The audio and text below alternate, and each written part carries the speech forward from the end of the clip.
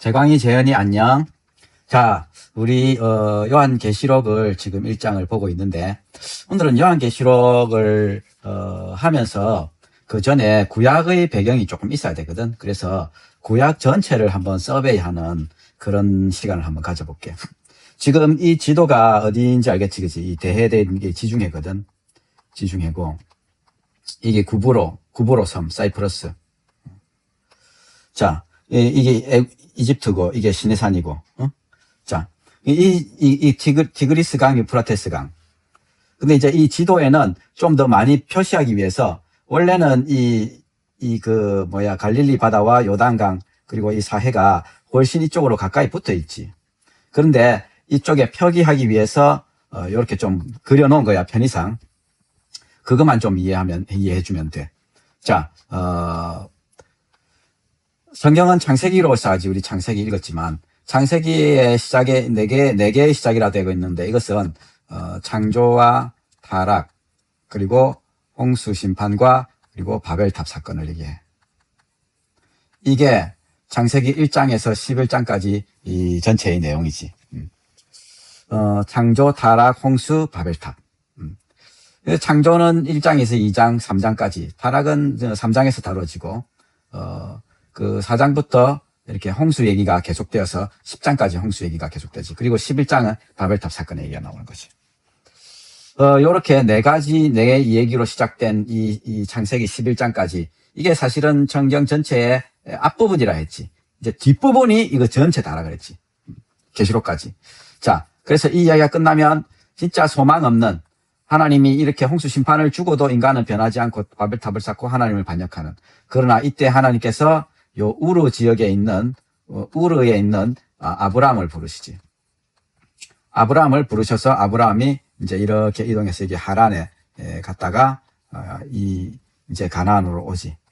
가나안으로 왔다가 기근 때문에, 이렇게 내려갔다가, 다시 올라왔다가, 이게서 사실은, 여기에는, 창세기 요 부분에는 전체 아브라함, 이삭, 야곱, 요셉, 그리고 그 12 형제의 얘기가 전부 다 포함되는 거야. 그래갖고 창세기가 어떻게 끝났지? 이 야곱의 자식들 75명 전체다가 이 애굽으로 내려가는, 그래서 이 고센 땅에 살게 되는 이야기로 끝을 맺잖아, 그렇지? 그래서 사로 시작된 이 얘기는 이렇게 해서 요까지 오게 된다 하는 것이 창세기의 얘기야. 출애굽기 얘기는 간단하지. 여기서 이제 400년 넘게 종살이를 하다가 드디어 출애굽을 하는 거지. 홍해를 건너고 이 시내산에 머물게 되지. 시내산에 머무는 기간 동안 이 레위기가 주어지는 거야. 레위기가. 그래서 창세기, 출애굽기, 레위기. 민수기는 이제 드디어 레위기에서는 어떻게 제사를 드려야 되는지, 또 어떻게 성막을 지어야 하는지, 어떻게 제사장들은 옷을 갖춰 입고, 어떻게 이런 것들을 통해서 제사를 드리고, 또 어떤 율법적인 그런 내용도 나오면서 어떻게 죄인들이 하나님께 나아갈 수 있는가를 보여주는 게 레위기지. 자, 그 다음에 이제 길을 떠나기 전에 민수기, 백성들의 수를 세는 거지. 민수기. 처음에 출발할 때 수를 세거든. 20세 이상 된 사람들의 수를 세는데 남자만 한 60만 정도였지. 그렇게 해서 수를 세고 나서는 한 10하루인가 걸쳐서 여기 가데스 바네아에 도착하지. 가데스 바네아에 도착해서 이제 가나안으로 들어가는 입구잖아, 그지? 그래서 이제 다 왔는 거야. 이제 12명의 스파이를 보냈는데 그 중에 10명의 스파이가 아주 부정적인 얘기를 하지. 거기 가면 거인도 있고 우리는 메뚜기 같다. 우리는 다 죽었다. 하나님이 우리를 죽이려고 여기 보냈나 보다. 이렇게 얘기하는 거지. 그래서 백성들도 다 따르고, 하나님 그래서 이스라엘 백성에게 이 첫 세대 60만 명이 다 죽을 때까지 40년을 이렇게 방황하게 만드셨지. 이렇게 방황하게 만들다가 이 민수기의 끝에는 드디어 요단강 동편에 도착하게 돼. 요단강 동편에 도착해서 이제 마지막으로 또 숫자를 세거든. 그래서 여기서 민수기가 끝나는 거야. 요단 동편에서 여기서 머물면서 하나님은 모세를 통해서 신명기, 새로운 명령 아니고 명령을 그냥 새롭게 한다는 의미지. 신명기를, 하나님의 명령을 이렇게 다시 새롭게 하고, 백성들에게 깨우쳐 주는 거지. 그리고 모세에게서 죽지. 그 다음에 이제 여수아의 인도로 드디어 이제 요단강을 건너고, 우리 잘 아는 대로 여리고성, 아이성 사건 나오잖아요. 처음에 남쪽 가나안을 먼저 정복하고, 그 다음 북쪽 가나안을 정복하고, 그 다음에 여기저기 정복하게 되지. 여수아서에서 가나안 정복의 전쟁이 일어나는데 총 한 7년 정도 정복 전쟁이 걸리게 되는 거죠. 그 다음에 여호수아가 죽고 나자 뚜렷한 이렇게 지도자 없이 그때 이제 이게 사사들이 일어나게 되는 거지. 사사들이 있어갖고, 우리 잘 아는 삼손도 그렇고, 드보라, 여자 사사 드보라, 뭐 기드온, 이런 거 다 사사들이지. 그래서 사사는 늘 통치하는 게 아니고, 왕처럼 늘 통치하는 게 아니고, 그때 필요에 따라서 백성들을 통치하고 또 전쟁에서 이기고 하는 그런. 이 사사기 때는 보면 진짜 이 이스라엘 백성들이 진짜 지 옳은 대로 살아가는. 그래서 아주 낮은, 그러니까 아주 이 죄의 구렁텅이에 빠지기도 하고, 또 그래서 막 하나님께 기도하면 하나님 또 구원해 주시고, 또 하나님을 믿는 이 정점에서, 보통 우리가 예수 믿는 삶을 살아가듯이 오르락내락을 반복하는 이런 삶을 살았다는 이런 표시로 이렇게 하는 거야. 그리고 이 사사기 때에 이제 룻의 얘기가 나타나는 거지. 룻기에 이 모압 여자 룻이 이 시집 와가지고 남편 다 죽었지만 시어머니와 함께 와서 여기서 살면서 예수님의 족보에 들어가게 되는. 그리고 이 사사기가 끝날 때 백성들이 우리도 주변 나라처럼 왕을 주시오. 그러는 바람에 이제 사울 왕을 주시는 얘기가 사무엘상에 나오지. 근데 사울 왕은 제대로 이렇게 하지 못했지. 그래서 하나님은 다윗을 등장시키고. 그래서 사무엘상은 이 사울의 죽음으로 끝이 나고 사무엘 하는 본격적인 다윗의 삶이 이제 이어지는 거지. 그래서 이 다윗의 얘기 이것들은 다 이제 역대상에도 나오거든. 그래서 역대상도 이렇게 같은 부분을 적었다. 사무엘하가 끝난 다음에 열왕기상에는 이제 솔로몬의 얘기가 시작되는 거지. 솔로몬이 그 통치는 참 잘했지만 솔로몬이 죽고 나자 이 북이스라엘과 남유다로 갈라지게 돼. 이 이야기가 역대하에도 기록되어 있기 때문에 역대하도 이렇게 됐다. 그리고 이렇게 갈라진 북이스라엘은 다 하나님을 안 믿고 살다가 결국은 아수르에 멸망당하고 포로로 끌려가기도 하고, 아수르가 또 여기에 자기들 백성을 씹기도 하고, 그런 얘기들이 열왕기 하에 나오는 거지. 그리고 남유다도 이 바벨론에, 그래서 북이스라엘은 BC 722년에 좀 일찍 멸망하고, 남유다는 BC 586년에 좀 늦게 망했지만, 어쨌든 이렇게 다 포로로 끌려가는 이런 얘기가 기록되어 있는 게 열왕기 역대하에도 기록되어 있고, 이렇게 포로로 끌려가서 70년 포로 생활이 끝나고 이제 되돌아오게 되지. 되돌아오게 되는 얘기가 에스라서와 느헤미야서. 그리고 그 와중에 이 에스더스가 이 페르시아 제국의 이 에스더서 얘기가 이렇게 하면 전체 역사서가 하나의 지도에 다 그려진 거야. 이게 좀 이해가 되면 좋은데 요 그림을 하여튼 이해할 수 있으면 좋겠어. 자, 그 다음에 이제 계시록을 계속 좀 읽을게. 자, 우리 지난번에는 예수님이 이렇게 이제 계시를 보여주신 거, 그리고 하나님이 어떤 분이신지, 어제도 계시고 전에도 계셨고 장차 오실 하나님, 일곱 영, 충천 증인이신 예수 그리스도, 그분이 우리를 해방하시고 나라와 제사장으로 삼으셨다는 엄청난 얘기들을 우리 해주셨지, 그지? 그래서 나 요한은 너의 형제다. 예수의 환난과 나라와 참음에 동참하는 자다. 예수의 환난에 동참하는 자, 예수의 나라에 동참하는 자, 예수의 참음에 동참하는 자다. 우리는 흔히 예수 믿는 거를 그냥 예수님이 내 죄를 구해주셨다, 내 죄를 용서하시고 나를 천국 가게 하신다 하는 그런 너무 심플하고 단순한 개념으로 예수를 믿는다고 생각하는데 전혀 그렇지 않아. 예수의 환난, 예수 믿는 사람들은 이 환난에 동참하는 거야. 참음에 동참하는 거야. 하나님의 나라에 동참하는 거야. 예수 믿는 건 히히덕거리고 쉽게 그냥 그렇게 사는 그런 것이 아니라는 것이야. 예수 믿는 삶은 날마다 환난을 겪는 삶이고 꼭 참아야 할 것이 있는 삶이고, 하나님의 나라가 그렇게 쉽지 않은 그런 것인 거야. 근데 우리는 너무 쉽게 예수 믿는 것을 평가절하해버렸어. 하나님 말씀과 예수를 정언한 것 때문에 반모라는 섬에 있었다. 유배되어 있었다는 그런 뜻이거든. 반모 섬이 여기라 그랬지. 그치? 여기 조그마한 이 섬. 주의 날에, 주일에. 이때 초대교회는 주일을 지키고 있었거든. 일요일. 예수님이 부활하신 그날을 기념해서 주일에 모여서 예배를 드렸지. 내가 성령에 감동되어서 내 뒤에서 가는 나팔 소리 같은 큰 음성이 들렸는데 그 음성이 뭐냐면 네가 보는 것을 두루마리에 써서 에베소, 서머나, 버가모, 두아디라, 사데, 빌라델비아, 라오디게아 등 7 교회에 보내라. 그래서 누가 그러는가 싶어서 몸을 돌이켜서 보는데 7 금촛대가 보이는 거야. 그 촛대 사이에 인자 같은 이가 발에 끌리는 긴 옷을 입고 가슴에는 금띠를 띠고 머리하고 털은 흰 양털 같다고 또 눈 같다고. 우리가 보는 양은 사실 양털이 그리 희지 않잖아, 그지? 그래서 이 흰 양털이라는 걸 잘 실감 못 하는데 원래는 양털이 진짜 흰가 봐. 근데 눈은 진짜 희잖아, 그지?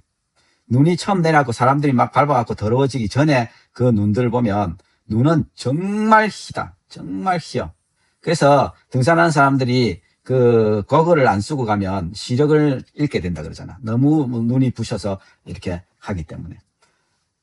머리털의 희가 눈같이 그렇게 흰 머리털을 가지셨대. 예수님의 눈은 불꽃 같은 눈이었대. 발은 풀무불에 단련한 빛난 주석 같은, 발이라. 옛날에는 이제 이 주석을 많이 썼나 봐. 그래서 이래 불에 단련해서 딱 반짝반짝 빛나는 걸 봐. 그런 예수님의 음성은 많은 물소리 같고, 오른손에는 7 별이 있고, 예수님의 입에서는 좌우에 날선 검이 나오는데 얼굴은 해가 힘있게 비치는 것 같더라. 이 말은 뭐냐면 예수님의 얼굴은 해가 최고로 밝게 비칠 때의 그런 밝게, 오후 아마 1시경 12시 1시경 이때 최고로 밝잖아, 그지? 그때처럼 얼굴은 그렇게 밝았다. 그러니까 이 예수님이 이 두루마리에 써서 7 교회에 편지를 보내라. 내가 니를 통해서 이 내 교회들의 편지를 보내고 싶다 하는 이 말씀을 듣고 뒤돌아봤는데 보이는 예수님은 이런 거지. 응? 옷 입은 게 이렇고 머리, 눈, 발, 음성, 손에 7 별, 응? 입에서 좌우에 날선 검이 나온다고. 입에서 좌우에 날선 검이 나온다는 건 참 재미나지, 그지?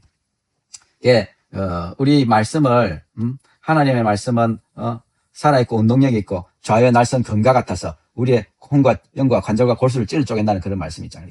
말씀이, 예수님의 입에서 나오는 말씀이 검이다. 그리고 우리, 에베소서에 보면,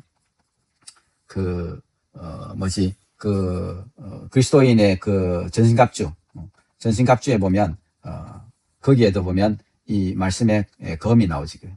말씀의 검. 유일한 공격 무기였던 말씀의 검. 자, 요렇게 예수님을 요렇게 표현했는데, 사실 이 예수님의 이 모습이 참 이해되기 어렵잖아. 그래서 예수님의 이 모습을 사람들이 한번 상상을 해서 그려본 거야.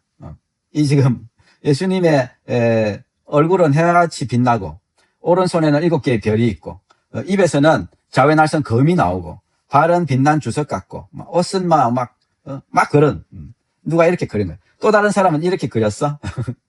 7 촛대 사이로 인자 같은 이가, 발에 끌리는 옷을 입고, 흰 옷을 입고, 머리는 눈같이 희고, 얼굴은 막 태양처럼 빛나. 입에서 날선 검이 나오고, 발은 이렇게 빛나고, 또 이렇게 누가 이렇게. 그러니까,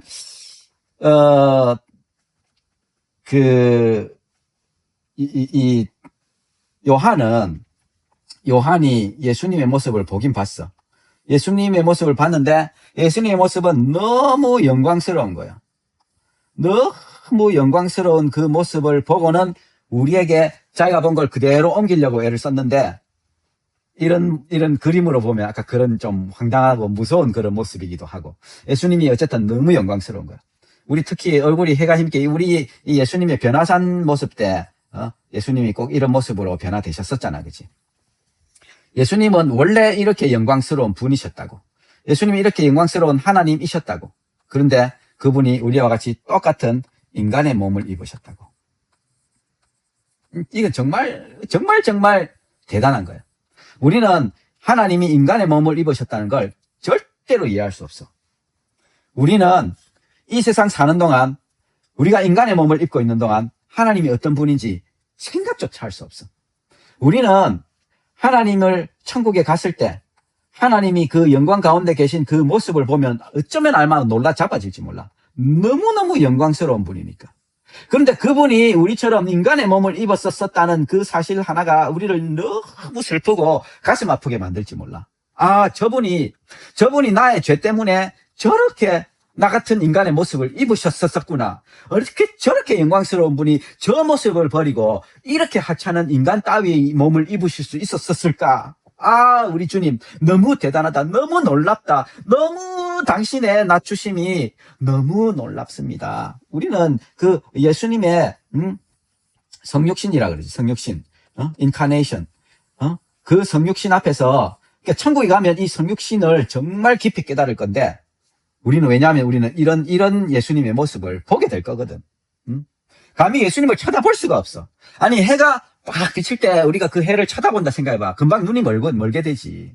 그런데 요한은 특별한 하나님의 은혜로 그 예수님의 그 모습을 볼 수 있었던 거야.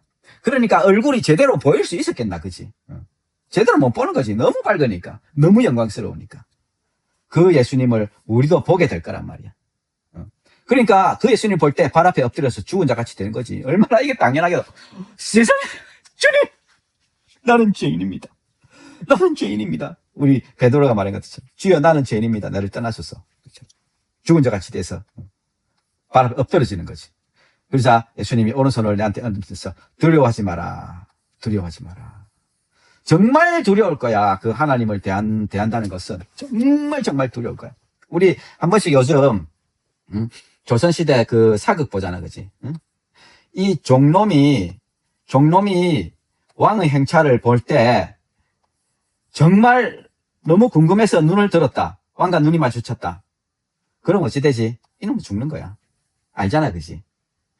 종놈은 부들부들 떨면서 그 눈에 볼 수도 없는 왕의 현존 앞에서, 볼 수도 없는 왕의 현존 앞에서 두려움으로 떨 수밖에 없는데, 이 인간 왕 따위하고는 비교도 될 수 없는 하나님이, 만왕의 왕이신 그분이 손을 내밀면서 두려워하지 마라.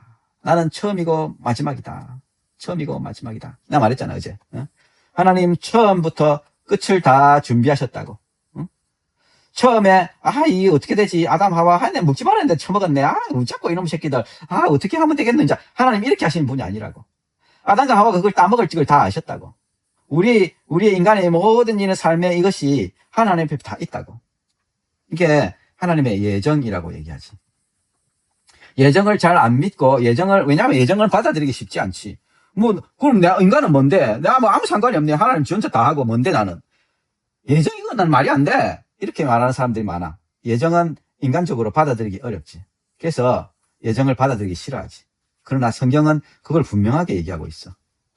예정을 제일 분명하게 얘기하고 있는 부분이 성경 어디야? 에베소서잖아. 에베소서 1장.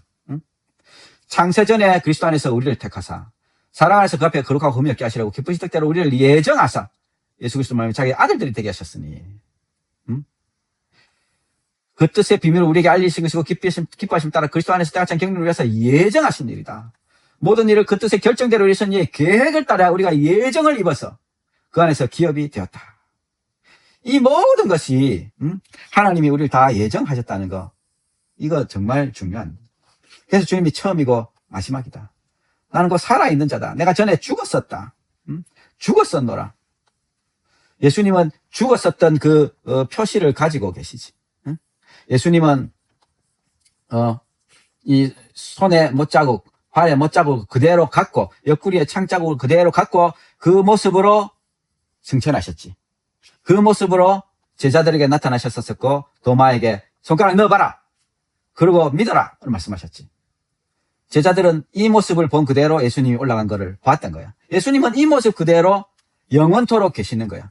우리는 영원토록 예수님과 함께 있으면서 영원토록 그분의 이 손 못자국과 옆구리의 창자국을 보게 되는 거야. 그거에 우리는 손도 넣게 될 거야. 그 모든 순간순간들마다 우리는 정말 가슴 아파야 할 거야. 이 영광의 하나님께서 이 죄 많던 내를 위해서 이렇게 죽으셨구나. 이렇게 돌아가셨었구나. 이렇게 고난 받으셨었구나. 이 주님이, 이 놀라운 하나님께서, 이 하나님의 은혜와 사랑이여, 이 하나님의 은혜와 사랑이여, 이러면서 우리는 가슴을 치면서 그분을 평생토록 사랑할 수밖에 없는 그 삶이 매일매일 계속되는 게 천국의 삶인 거야. 그분의 삶이고, 그분 나라의 삶이고. 그래서 십자가에서 우리는 잠시도 벗어날 수 없는 삶을 늘 살게 되는 거야.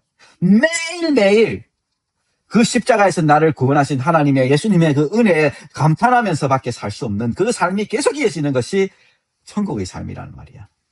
이제 세세토록 살아있어 사망과 음부의 연세를 가지고 있다. 네가 본 것 지금 있는 일 장사될 일을 기록해라. 네가 본 게 뭐냐 하면 오른손에 7별의 비밀과 7금촛대다. 7별은 뭐냐 하면 7교회의 사자고 7촛대는 7교회다. 그래서 7별을 오른손에 갖고 있단 말은 7그 교회의 사자들을 손에 딱 가지고 있는 거야. 손에 딱, 예수님의 오른손에 딱 7별의 사자들을, 교회의 사자들을 갖고 있는 거지. 촛대는 금촛대 사이로 다니신다 했으니까 교회들 사이로 예수님 늘 다니신다는 얘기고. 그렇게 예수님이 늘 교회 사이를 왕래하시고, 그리고 그분의 사자들, 이 사자들은 메신저, 천사들, 이제 결국 이 사자들이라는 건 특별한 이렇게 교회 목사들이다 이렇게 생각하면 그거는 아주 오산이야. 왜냐하면 이 계시록은 목사들에게만 준 게 아니기 때문에 모든 성도 한 사람 한 사람이 다 읽어야 하며 그들에게 주시는 메시지이기 때문에 이 7별 교회 사자라는 말은 성도 한 사람 한 사람을 대표하는 그 표현이라고 우리는 봐야 하는 거야. 그래서 그 예수님이 이제 2장과 3장에는 7교회마다 메시지를 주실 거야. 그 교회 상황에 맞는 메시지들을 주실 건데 우리는 그걸 2장과 3장에 읽게 돼. 재앙이 재현이 예수 믿자 우리 주님 못자국 창자국 잊지 말자